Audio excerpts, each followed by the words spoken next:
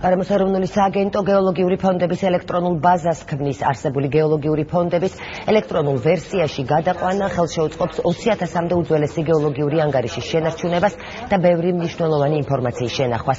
ქვეყნის მინერალური რესურსების შექმნა კი საინვესტიციო გარემოს გაუმჯობესებას. პროექტს გარემოს ეროვნული სააგენტოს დაკვეთით და დაფინანსებით საქართველოს ეროვნული არქივი განახორციელებს.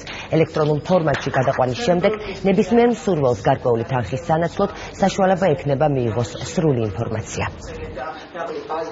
ვიწყებთ უნიკალურ პროექტს თავისი არსით, რომელსაც ეროვნული არქივი განახორციელებს. გარემოს ეროვნულ სააგენტოს გეოლოგიურ ფონდებში დაცული ყველა მასალა და ამასალის რაოდენობა არის საკმაოდ დიდი. ეს არის 20,000-მდე კვლევა, ნაშრომი და ანგარიში. მოხდება ამ ფონდების დიჯიტალიზაცია, ციფრულ ფორმატში გადაყვანა, რაც არის საკმაოდ მნიშვნელოვანი სააგენტოსათვის.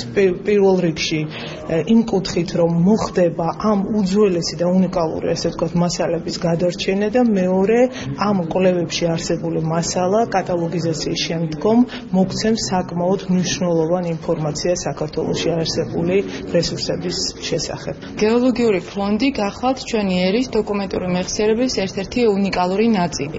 სწორედ ამიტომ დღეს ორ სახელმწიფო უწყებას შორის დაიწყო ეს თანამშრომლობა, რომელიც საშუალებას მოგცემს დედანი დოკუმენტების შენარჩუნებული იქნეს პირველადის სახით, ჩაუტარდეს მცირედი რესტავრაცია და გარდა ამისა ელექტრონული ბაზის მეშვეობით მოხდეს მათი ზუსტი აღრიცხვა და გაიზარდოს ხელმისაწვდომობა.